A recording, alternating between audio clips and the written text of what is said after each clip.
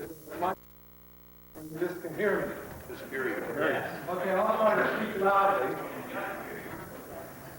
And I wanted to take this opportunity to say that we are here from the Voting Concerns Committee tonight to have a panel discussion for the Presbytery. In the Bible, in Psalm 8, it says that we will look. He looks forward to the day when righteousness and peace shall kiss each other. That's a wonderful phrase that comes out in the Bible, and it's a phrase in the Psalm that probably has reference to when Israel would come out of exile, that there would be a day when, in that time after exile, there would be a glorious time for Israel of righteousness and peace coming together and kissing each other, embracing each other. So in our own Christian hope, we have that hope as well. And in some ways, because we know the cross and the resurrection of Jesus, we see, as Rebecca said in her statement of faith earlier today, we see that hope becoming a part of who we are. Last week I was down in Princeton Seminary and took a seminar by Walter Brueggemann. And he talked about the traditions of Jeremiah the prophet. And he said an interesting thing, that in the prophet Jeremiah, it talks about the people in the land of priests and the court prophets saying, "Peace, peace," when there was no peace. And Jeremiah's cry instead was, "Mishpat," justice. I think the psalm interprets for us what peace is all about. It is that which comes together with justice. So we know the word shalom very well in our church language, but perhaps it's good for us to think more and learn more about the word mishpat, which is justice. And so tonight we have a distinguished panel to help us to deal with an issue of both peace and justice in a way. We have a diversity of people who are going to show you that it's not easy. It's a conflict about. The way that we get the peace is in some way trying to have a sense of rights about how we act.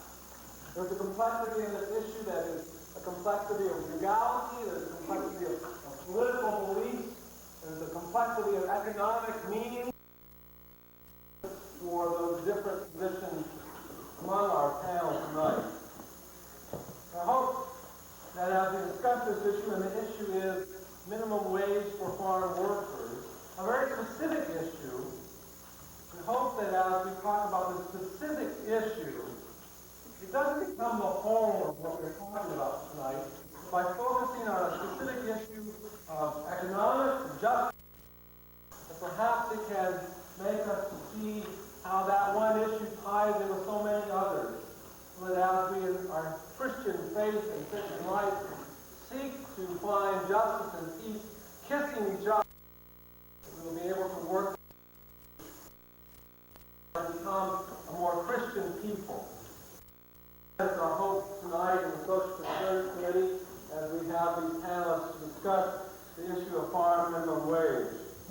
And I wanted to, in starting this discussion, to introduce to you the panel that we have, and I will begin on this side, and over here, Rick Creamer, who is a dairy lives in Ripley, New York, near the New York and Pennsylvania border. David Ashley, who is tonight from the Moreland Presbyterian Church, because there are more farmers at Moreland than in Washington Glen, is one who has been an advocate for small family farms, and I'm sure especially dairy farms, has shown how his care for small farmers has worked in trying to get a hay lift going to North Carolina, and is working through the Syracuse Presbytery. We have Joseph Delisior, Hope, not quite, who is a migrant farm worker who picks apples. He lives in Sodus, New York now, and is from Haiti, where his family also lives at this time. Joan Bliss is a representative from State Senator Paul Kehoe's office. Paul is the State Senator for Wayne County and for Ontario County and Seneca County, I believe.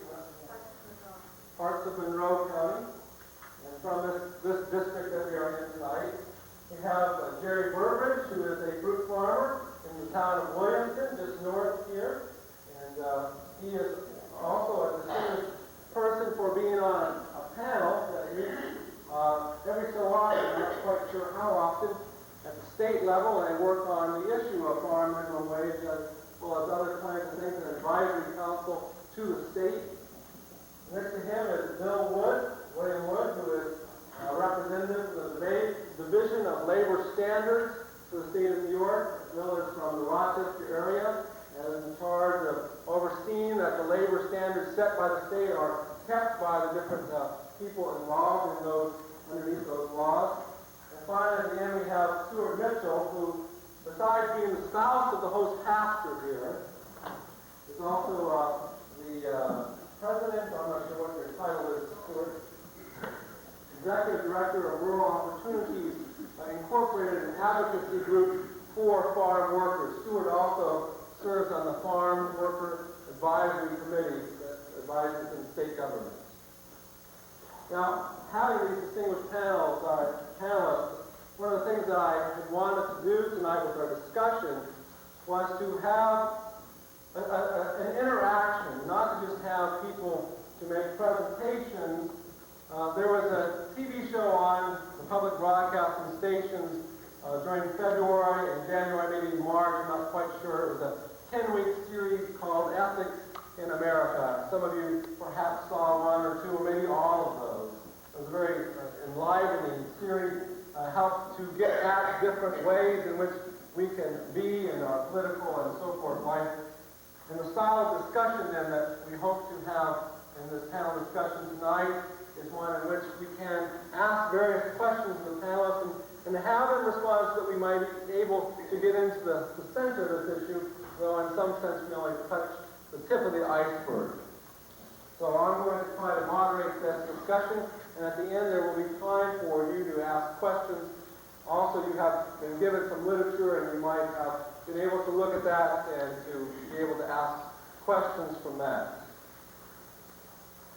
So, to start out, Rick and Joseph, I am a farmer.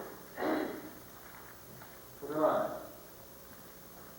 Tell me what it is about my job that is important to me. What kinds of things do I think about my job? Do I enjoy it in some ways? Some ways it's very, very valuable to me. In other ways, what are the frustrations of it, especially, I would say, in terms of trying to live? We have a family that I need to take care of in some way or another.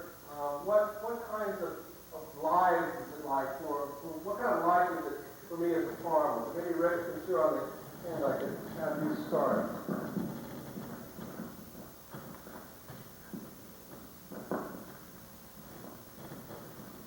As far as being a farm worker, it really depends on the individual, whether he enjoys farming, whether he wants to go into another field.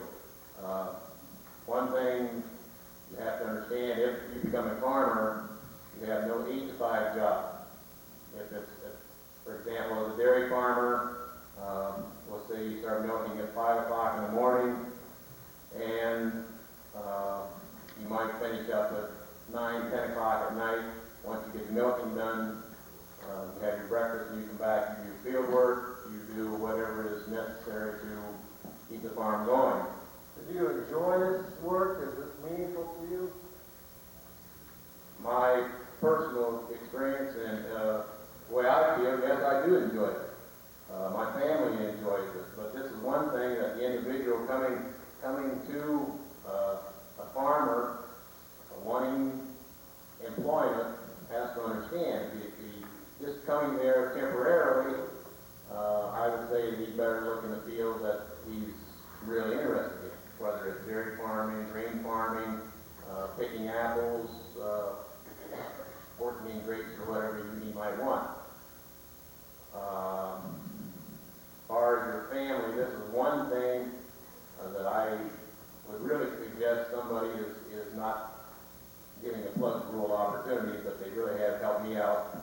I would suggest that you talk to the rural opportunities plus the fellow that you're trying to seek your employees or employment, and see if a plan can be worked out between the two, because with the employer and employee, you have to have a strong bond, and there should be no friction between each other. If there's a problem, you have to explain it to each other or get the problem solved. You cannot work and not say anything about the problem, because it's going to just get bigger and bigger, and something will happen. You'll either lose your job or you get frustrated and say, I quit. And then what you're going to do if you have a family.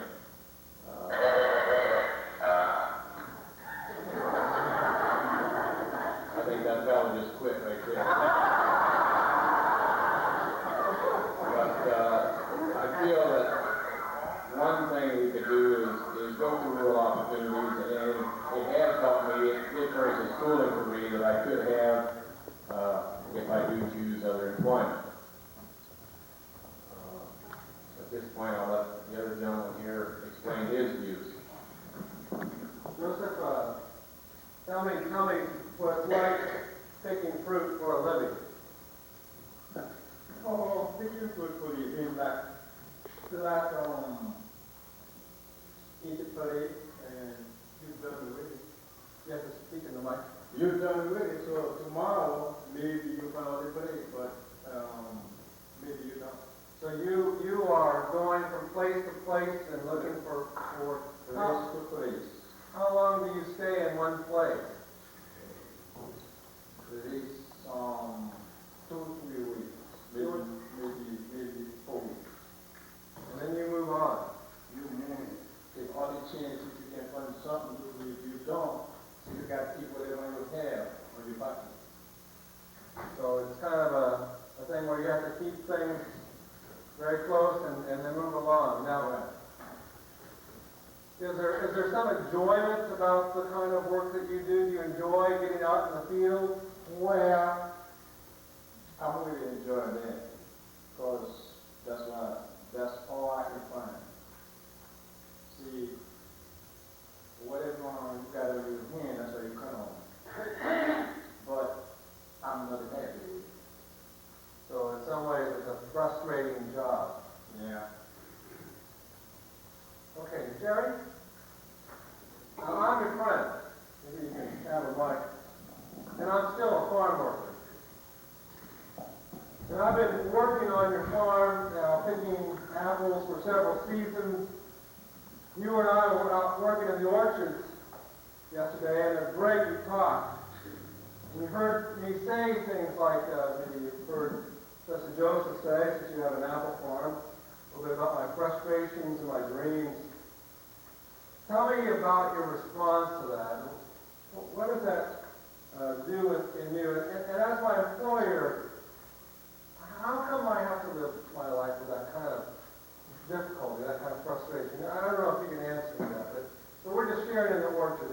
Is there some kind of thing that you can say to me on that?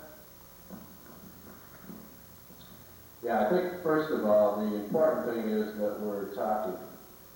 We seem to be able to communicate. And for the employer-employee relationship, that is the key ingredient. The fact that we're talking about minimum wage, I think we have to keep in mind probably the complicated issue that we're dealing with here. Stewart and those working in the minimum wage advisory council meetings struggle with this. We work at least 4 to 6 times a year, and have been for a long period of time, with this particular issue. It is the minimum wage issue is not a simple issue. It's a complicated issue. Trying to reduce it to simple terms is almost impossible.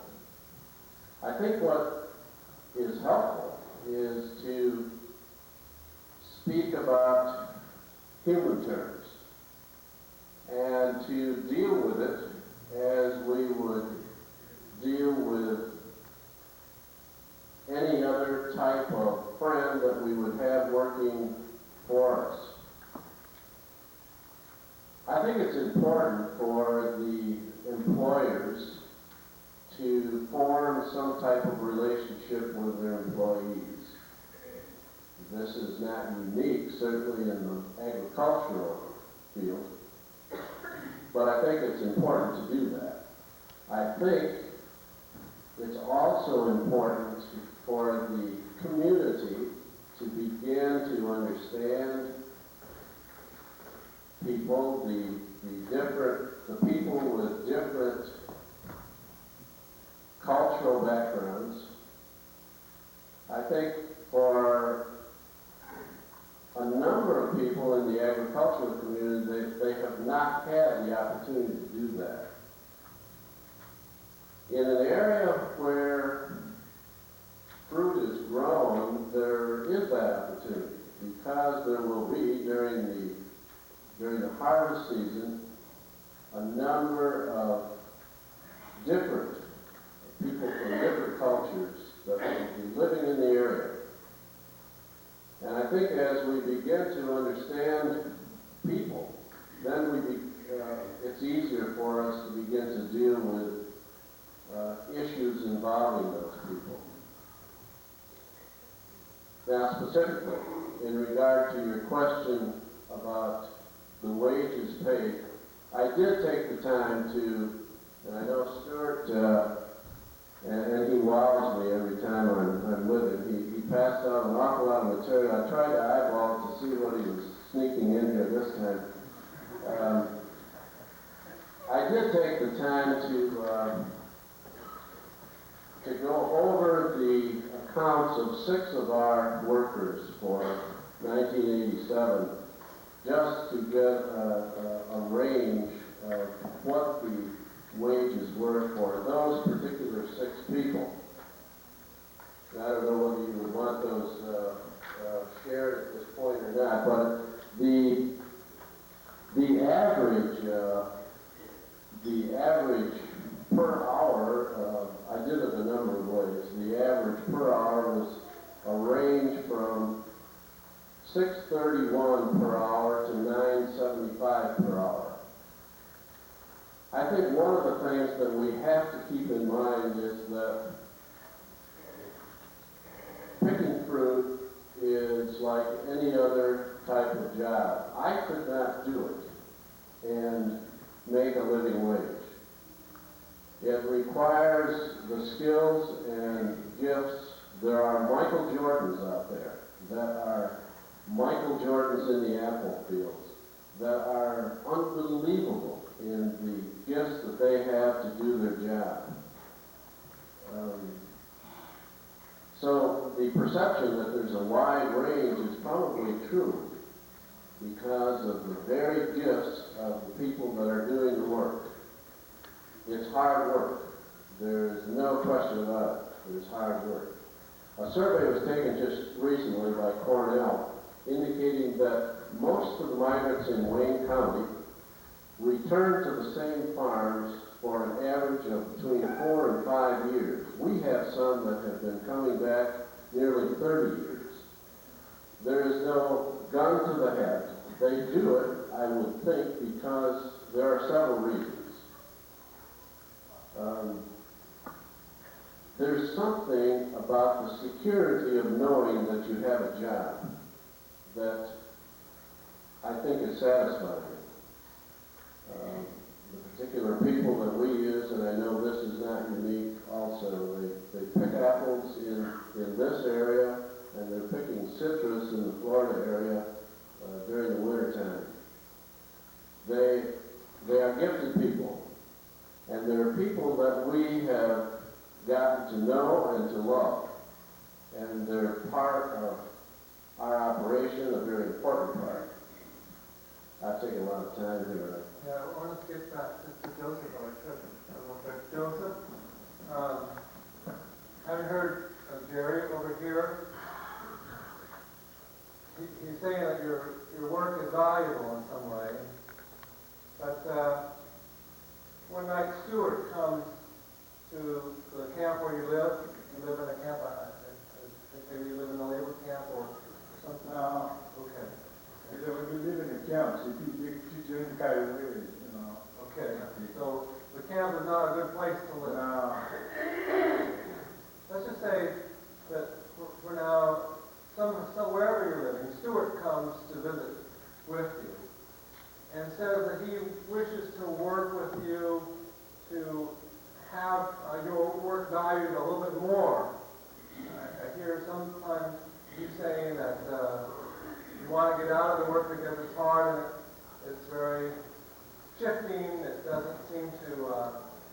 always be there for you. Do you listen to Stuart when he comes to tell you about how you might be able to change something?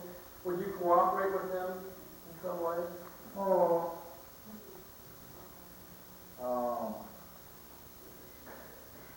I don't think I have to go back to there, but Go back to where? I can make a point. See, that's the truth. See, a lot of people do the homework, they got to do it. They got to do something to make it easy. See, but not really important, like work the job, and some people would buy peace.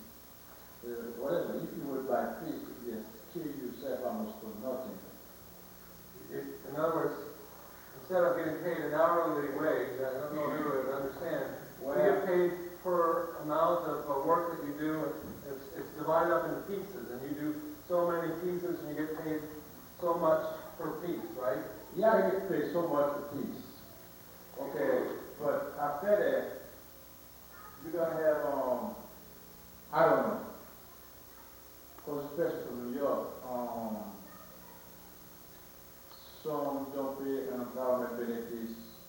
No unemployment, okay. Okay.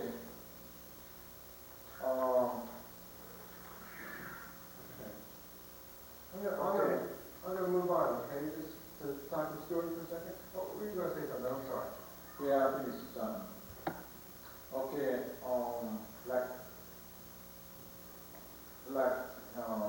you look for some job somewhere and you find really something.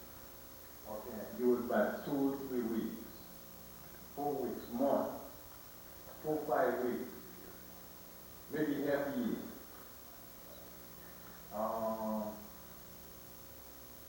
You got to wash clothes, take care of family or something. You got to stay hungry. Lie to save a little something. After that, you can run all the way on. You ain't gonna find nothing. See, this is hot. You ain't got those people any kind of way. See, no benefits enough at all. So once you're done working, that's it. That's it. Okay. I'm going to go to Stuart now. Stuart, you've asked Joseph if he could help out in the situation. You want him to work with you and maybe some other farm workers in trying to get the minimum wage up. Now, Joseph's spoken about how he gets paid in piecework. Jerry said that he gets piecework that workers average between $6 and $9 an hour. What do you expect that might come about if some way you're able to change things? What is it you would want to change about the minimum wage, and what kind of impact do you think that this would have on what Joseph does and what Ron or Rick does? Yes, as Jerry pointed out, and I think as Joe was saying, it is a complex question, but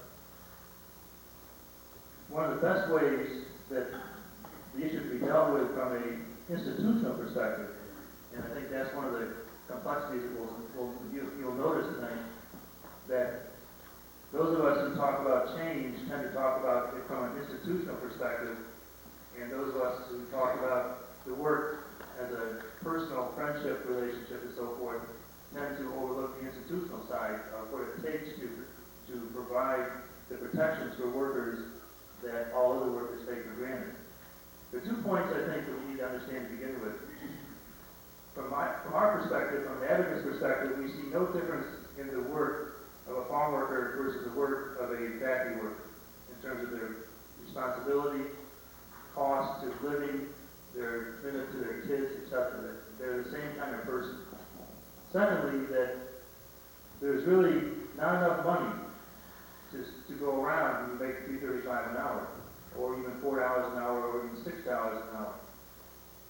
So the premise of which we do most of our work is, what does survive in this society, and how is it that an industry, the agricultural industry in this case, contributes to the poverty that people face because of their work within the industry, or contribute to their upward mobility and stability and contributions to the community that they're a part of. So we're always looking for ways in which that can happen within the context of the industry. And one of the points that Jerry and I agree on completely is that we're not interested in seeing the apple industry or the dairy industry put out of business on the backs of labor. But nor are we interested in seeing agriculture survive and grow and prosper on the backs of farm workers either. So we would be interested in talking to Joe about and to Rick about things like, in the case of the apple industry, for example, a guaranteed number of hours of work per season. So that when a person traveled from Florida to Wayne County, they knew before they left they were going to be able to get at least 30 hours a week for those 8 or 10 weeks that they're in Wayne County picking apples. And that wage would resemble something that would be worth their time to come up and do that. We're also interested in making sure that the benefits that all the workers take for granted will go to apple farm workers and to dairy farm workers. The minimum wage legislation makes a distinction between agricultural workers and non-agricultural workers. The minimum wage for farm workers does not provide for overtime pay, does not provide for disability coverage, does not provide for unemployment insurance for most workers. So there's a series of youth exemptions and so forth. There's a whole variety of exemptions in the agricultural industry that have grown up over the years that instead of rewarding Joe and Rick for the obviously hard work that goes into being an agricultural worker, they're really penalized by the institution that they're a part of. So our interest will be not to address the person-to-person relationship nearly as much as the institutional relationship, and attempting to get the basic labor protections to workers in agriculture to be the same as or better than those in other industries. Jerry, you know that Stuart's talking with Joe and Rick too.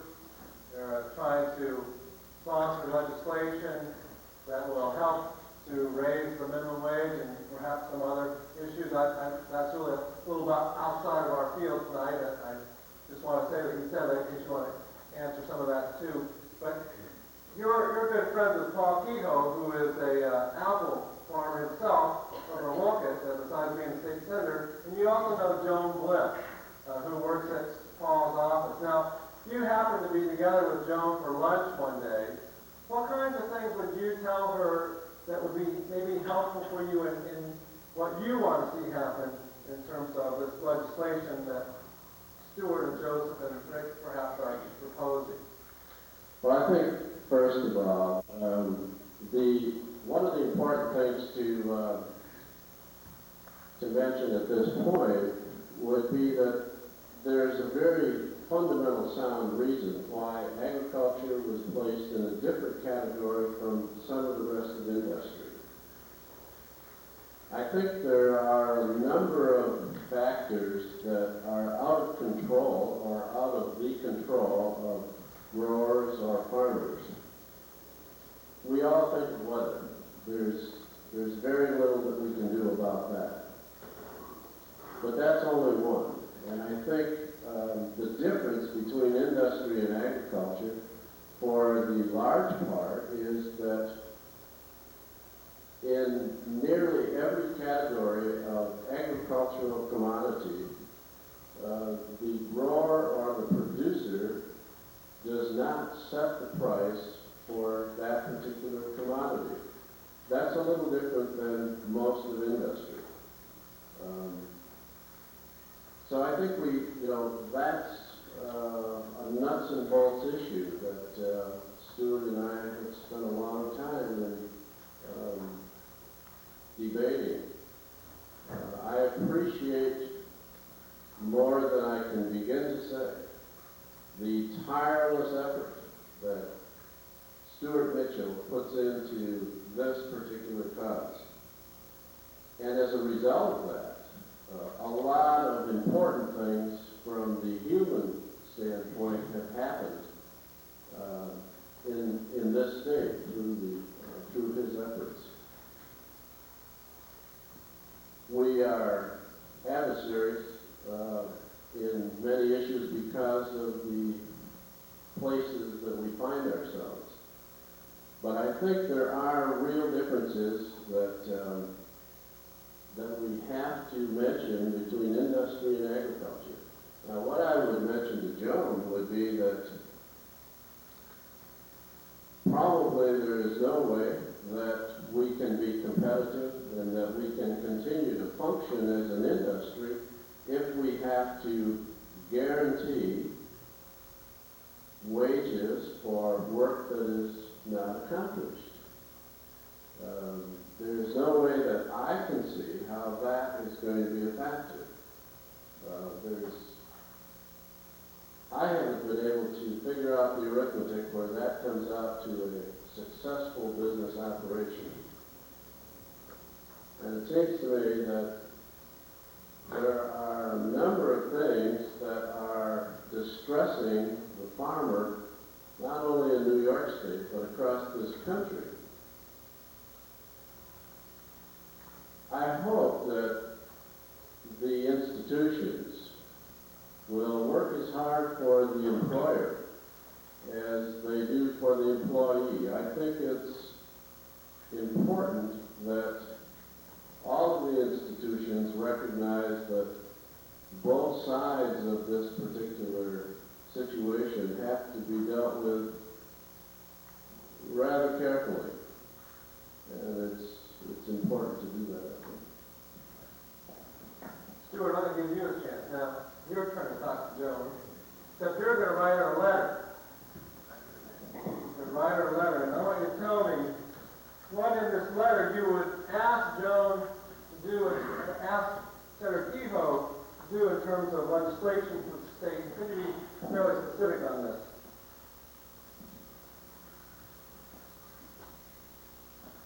I could read the letter I just sent to the governor, but I won't do that. Too long. Too long.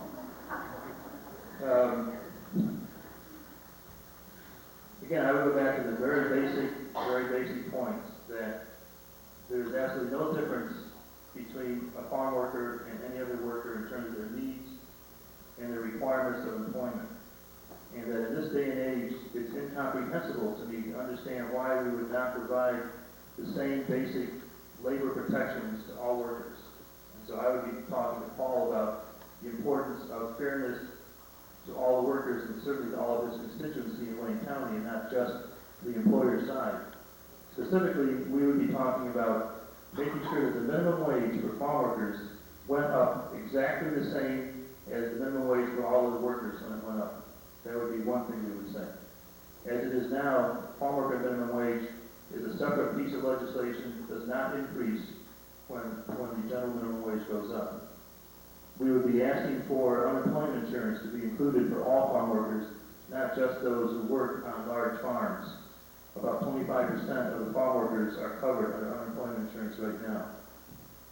I would go back, and I know Jerry has a hard time with this, and the employers do, I would go back to the point of overtime.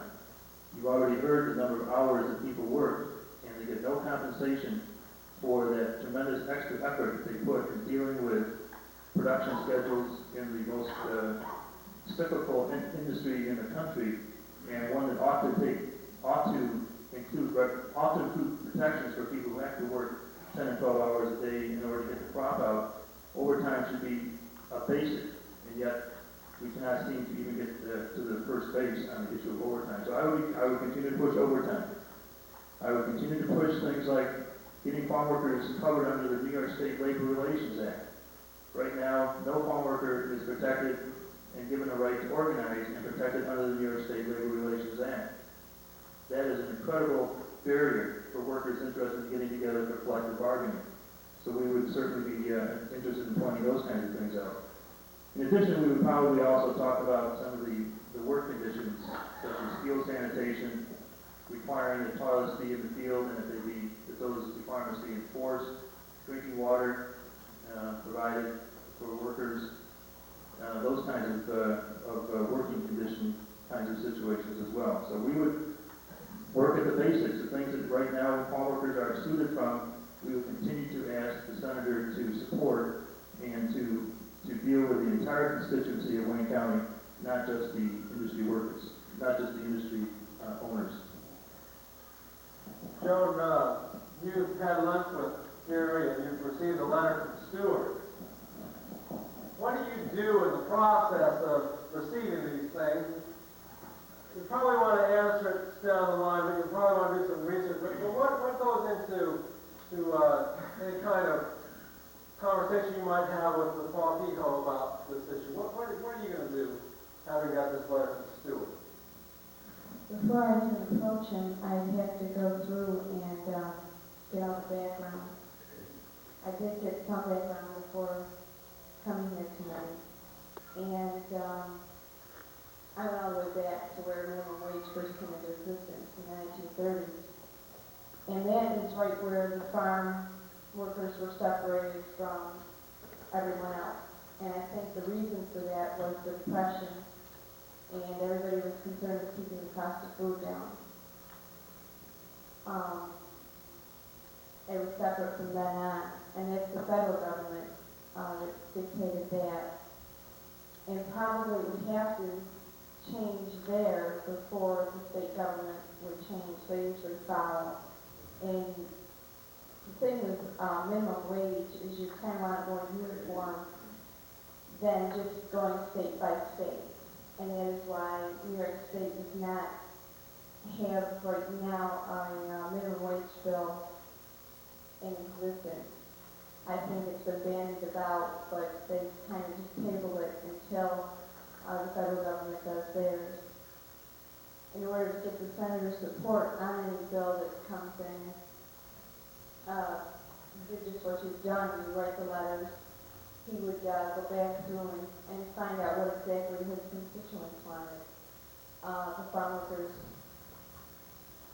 to be quite honest, most of them really don't vote that much, and they have a lot of impact.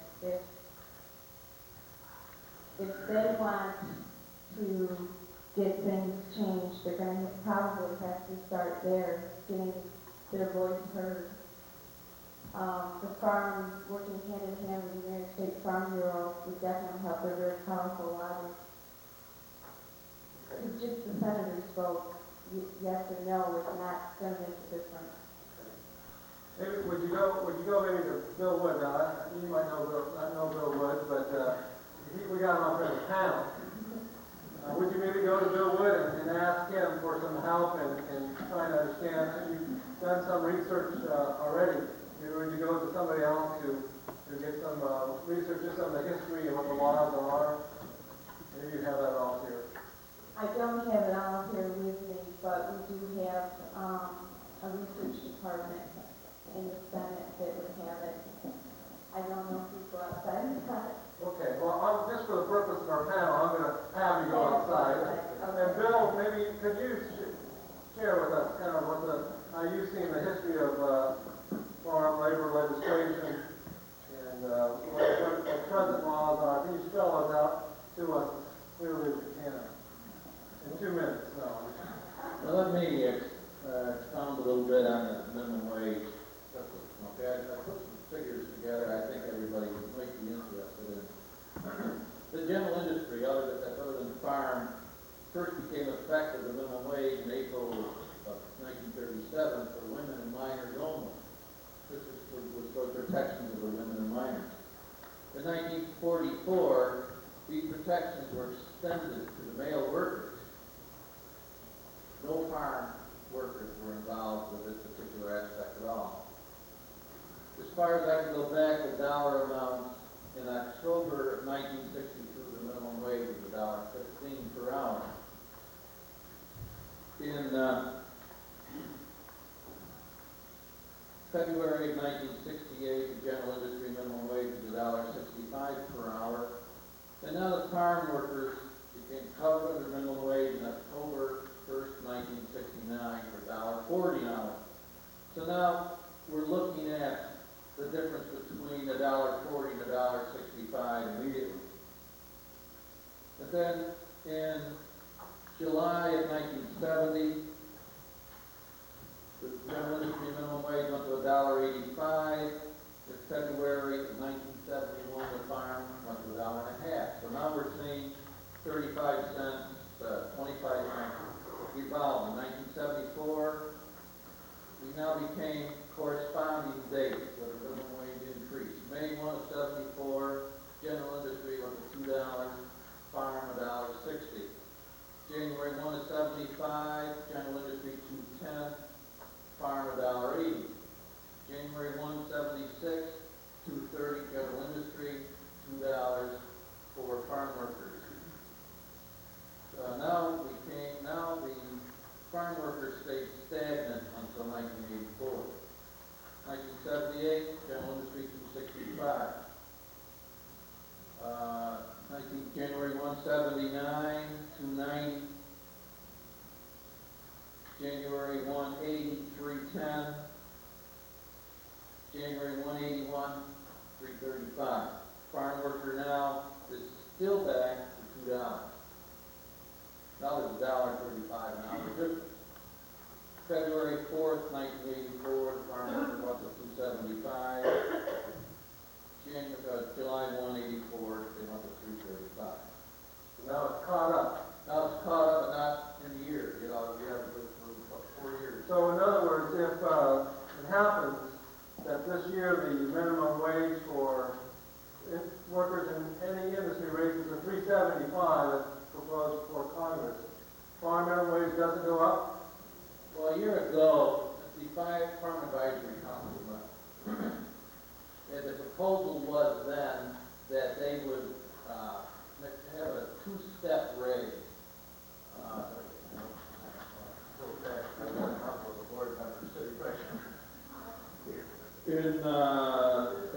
If it had gone through the way that was proposed, the $3.75, as of July 189, there was going to be a 20-cent increase to $3.55.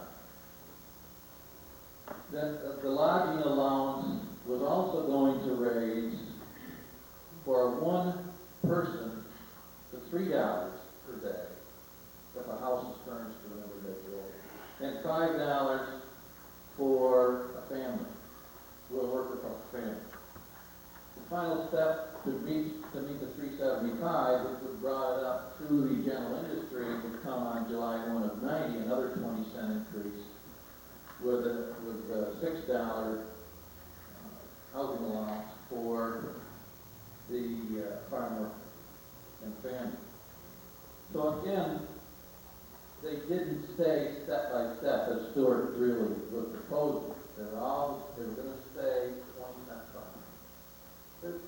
In your work with enforcing labor standards, have you seen any difference over the period of time since 1969 that's made much of a difference? I mean, it seems like we're talking about not so much minimum wage, really, as in some ways improvement of quality of life, and both sides of it here, because sometimes the pay seems like it's a lot higher than the minimum wage, so it is kind of temporary. But when we think about minimum wage, it doesn't always kind of work straight out like that's going to increase their wages necessarily just by that itself. But has that had kind of an impact on farm workers over the years, you think? Just wonder personally. Let me address the dairy farms. I'm very familiar with dairy farms. I started in 1970 with the state, and I was picked to start the enforcement program, the minimum wage enforcement program. The food growers, as Jerry was saying, they make more than minimum wage as an ordinary routine thing. They work on piece rate. The more pieces they can pick, the more money these individuals get. We go back to the dairy farmer. When I first started, the minimum wage came into effect. There were many farmers they hired for coming along the road. Yeah, I'll give you $50 a week. I'll give you $20 a week, room and board, and you work 70, 80 hours a week. And this is what happened. This is what This is why the legislation was put in to help these individuals that would be taken advantage of by working long hours with very short pay. I saw so many instances where I called the dairy farmers that it was just unbelievable the number of hours that these individuals were working at a very low pay. I have seen the quality of life come for the dairy farm worker from very low peasant wages to the minimum wage and higher. Granted, the minimum wage, basically 40 hours is $134, I believe. But they're working 80 hours. I agree with Stuart again, there should be overtime. These individuals deserve their overtime pay. This could be structured, I believe, like Stuart believes, to both help the worker and something the farmers could live with. This would help the quality of life for the farm worker. It would attract, I believe, a more interested and qualified person to come down the road to work for the farmers, which would bring more productivity to the farm itself. So I am a definite advocate of the minimum wage laws to see what it has done to bring the quality of life to the farm worker. And basically, the farms I've called on, I have not seen this jeopardize the farmers to a great degree. Thank you. Joan, you've heard from Bill. Maybe now you want to talk to somebody in the dairy industry. You don't have anybody available to you today, so you're going to talk to David Askey over there, who seems to be somewhat familiar with dairy farming. And we're going to ask him what he thinks. Can small family farmers afford to raise wages? You might not know exactly what's going on with their payrolls and so forth, but maybe is that going to undermine their farms in some way? Is it going to make these workers have to go without because they lose their jobs working on a family farm because of wage and stuff? I think what I would like to see is that the farmers themselves get minimum wage. Again, for the same reason, that they're working incredibly long hours for very little reward. I hear a number who wish they could be hired hands someplace else because they would at least get more money. I know one family in the church I used to serve who turned over about $250,000 worth of milk checks, and a family of 6 lived on $5,000 that year. Most of that from off-farm income earned by the parent at a gift shop. And that's sort of the other hard place among all these rocks and hard places, that in the small, medium-sized, family-owned and operated farm, I don't want to see to remedy the injustice done to one group of people, shoot someone else in the foot and cause further injustice there. I think what we're talking about is the whole question of justice in agriculture in general, treating people like people and not like little cogs and machines. There's a real difference between the kind of operation where he would be working and then where he would be working. And we have to put some sort of an official pledge factor in there, I think, to accommodate the different parts of the industry. It's not monolithic. And you've got to have some understanding of each of the separate parts and how to best elevate everybody. And you can't do that with one sort of fell swoop. You have to take a broader view. You have to look at the same time at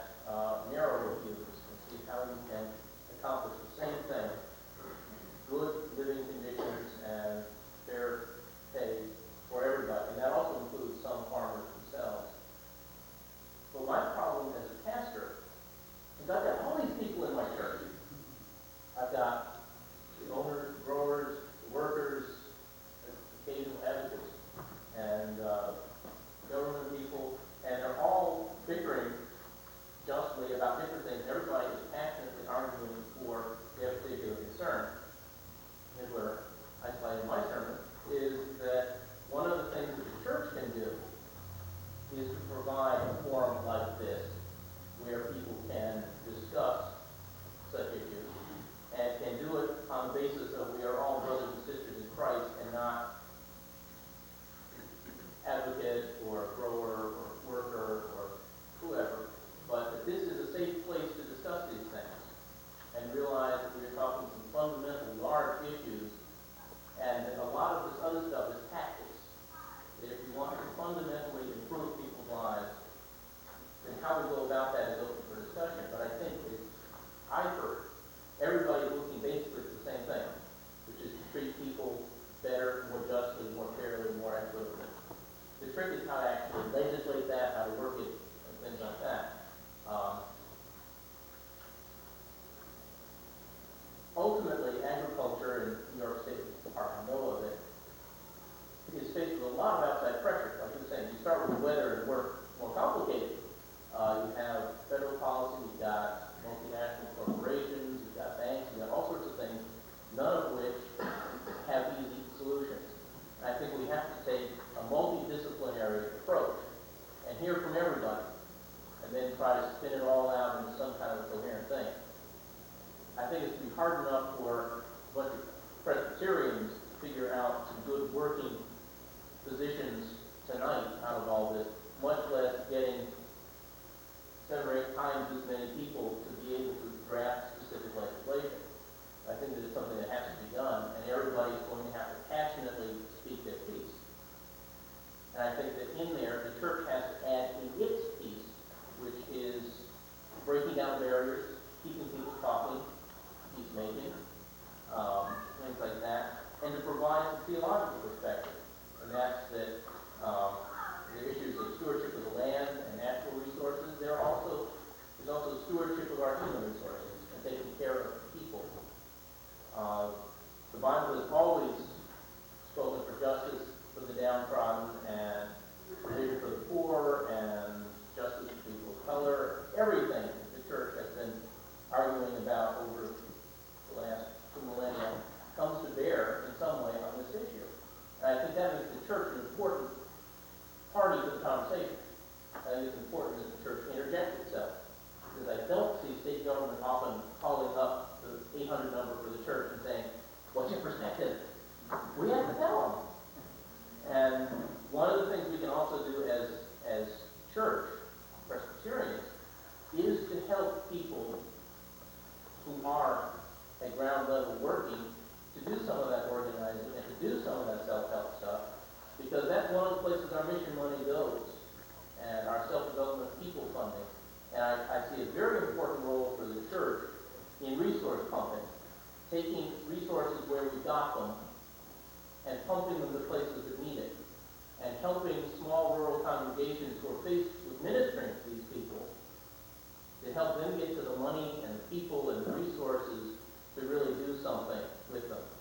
And I think that's where presbyteries can function as channels of grace and money.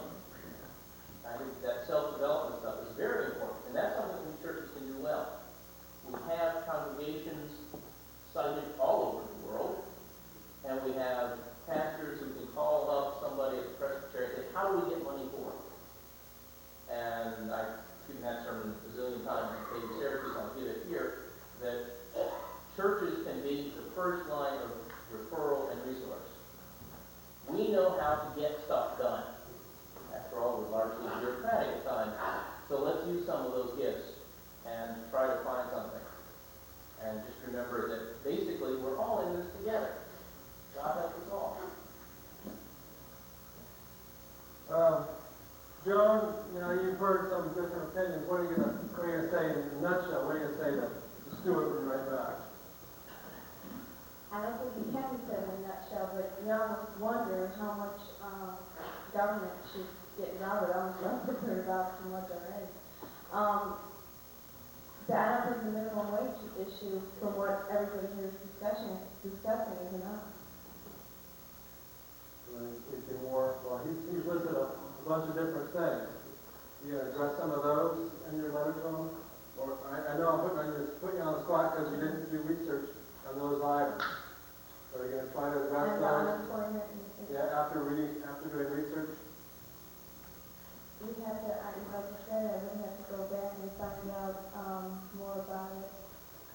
before anything is, done. I don't know the issues myself. It's just unemployment, and you have to work a certain amount of time to get that. You have a larger payroll before you can become eligible. Employer cutoff is $20,000 before the payroll, before they have to sign up. And then still doesn't the person working an employee have to work a certain amount of time in order to get it? Yeah. Same as everybody else, but the problem is most farms are not covered. Certainly the small dairy farms. Rick and Joseph, do you think you've been heard by all this discussion going on here? The kind of questions that the kind of needs that you have had to be addressed?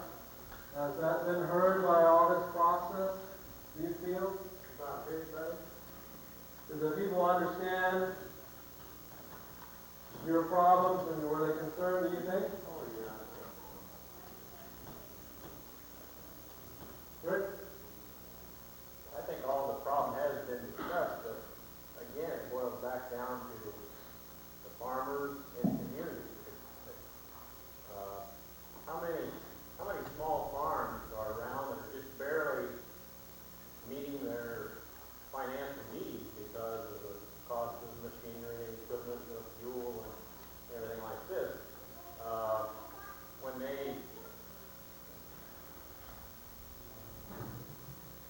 When they're looking for an employee, they're looking also at their bank account. What's it going to cost me, to have this fellow or lady, whoever, do the job? Okay? And it boils down again to minimum wage. They're trying to get it the cheapest way they can. Granted that the individual might not be qualified at the time, but in the long run, can they offer something better? For example, if they will offer $150 a week, granted it's not enough, but can it be insurance or can it be a house later on? That's one thing that I feel that I'm in is you never have enough insurance. If you have a sickness or you have to take your child just to the emergency room, you have to think what just that particular evening or night is going to cost you. And that is one thing why I particularly like where I'm at, because I do have insurance. I don't look at my weekly paycheck every week because I know what that is. But how about if my son or daughter or wife, even myself, gets sick? I'm going to cover it when I go into the hospital.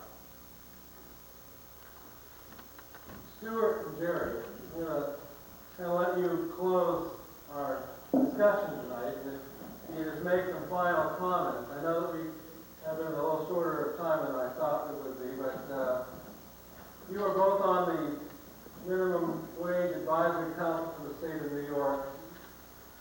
Summarize for us in some sense where you see that we have gotten and where we didn't get to things tonight, if you would. Stuart, why don't you go ahead and start? Well, I think we, for people who probably haven't thought a whole lot about agriculture and the labor sector, I think my sense is that we may have given you some knowledge, information that you haven't thought about before. The material that we passed out will give you some of the information in more detail that might help you if you look at it when you go back home. You might note from there's a little chart in there that did a survey of farmers interested in, they were describing what their opinion of their major financial problems were. And the biggest problem of all of them, by far, as you'll note, is the prices of the farm products. And of course that relates to us as consumers and our interest in buying the cheapest food possible.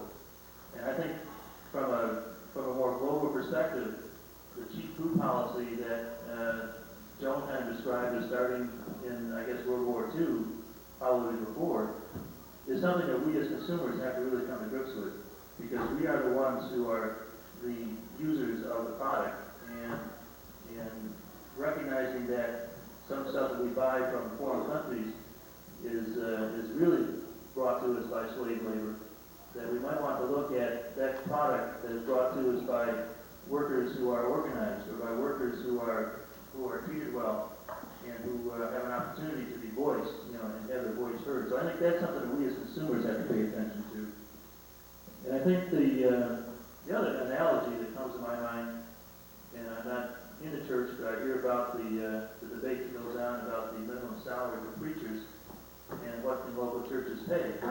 And I don't think that any local church has easily dealt with, particularly a small, struggling, poor church, deal with the question of minimum salary for preachers, for ministers, easily.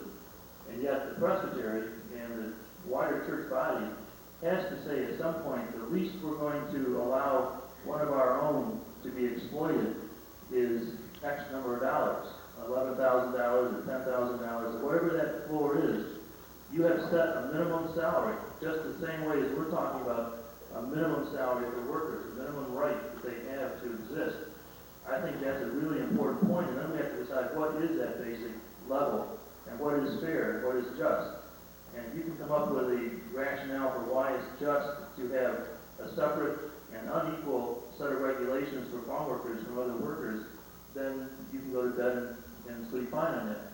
It's like saying it's okay to provide less benefits for preachers in a small church than it is in a church that can afford to pay them. At some point, you have to say, we're not going to supply that church. And I think that's the fundamental issue that we as the church have to recognize. I think we're seeing a shakedown within the industry. The statistics in here, you'll see another chart that shows that the farm income has actually gone up in this last year across the state. That, of course, does not touch every farm, but the industry is not in as bad shape as some people would let you believe.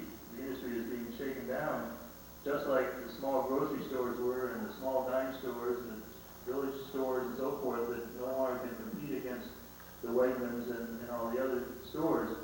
There's a marketplace activity going on that's going to shake out people that can't compete. Should that be done on the backs of the worker? The answer, I think, to that is no. But we are recognizing that agriculture as we know it is not going to be the same 20 years from now or 30 years from now, and that's just the reality. The production is going up, the acreage is going down, the size of the farms are going up, etc. And I think that's part of what is happening within the industry itself. The labor sector needs to be a part of the rewards of that as well. So we're certainly working on that part of what goes on. And as I said earlier, agriculture is an essential part of this whole presbytery. There's another map in here that shows, I think this whole region, at least 50% of the land base in these counties are related to agriculture.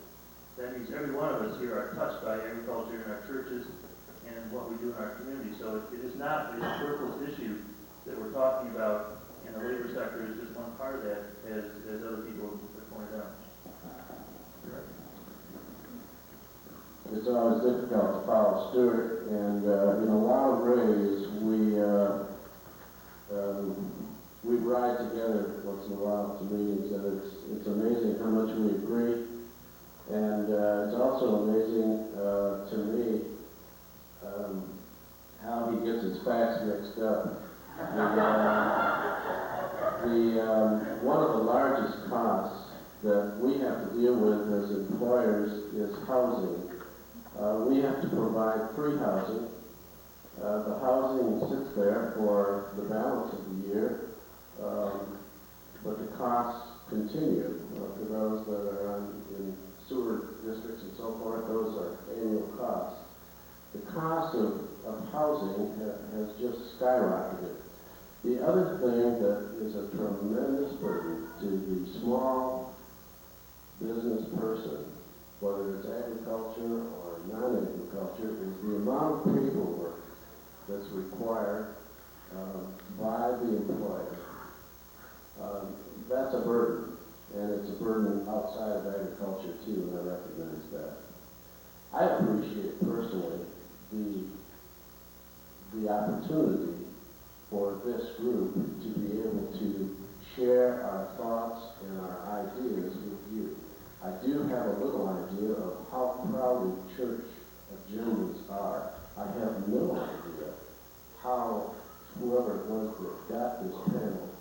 this position did that. I know in our particular denomination, it would be a struggle to be able to do it. One other thing I would like to say, and that is if you can take the opportunity to get to know a farm worker, do it. You will be rewarded. There are some tremendous people that are working on farms that enjoy it, they want to do it. I take exception when I hear that it is slave labor. The people that I know are not slaves, and I would have no part of that. I also recognize that there is a great distance to go until we find utopia, if we ever do. But we have come a long way. I think just in the housing area, the conditions under which people live today on farms is much improved and needed to be improved. I think the minimum wage needs to go up. There is no question about that. I don't think we have any argument on that at all.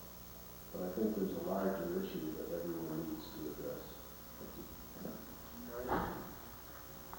I remember in seminary days, I learned how to study the parable of the Good Samaritan a little bit differently. It was used in the context of a family counseling situation.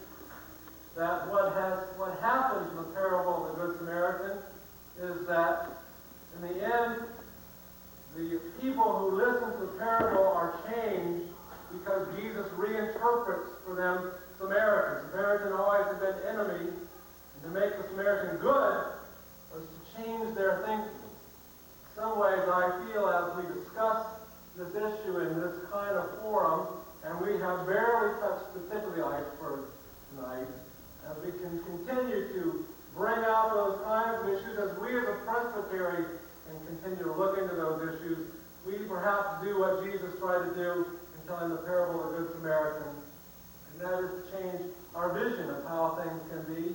And if we can have an alternative vision of how things are to be, we don't bring a utopia, surely. Maybe we see a little bit more of the presence of the reign of God in our midst.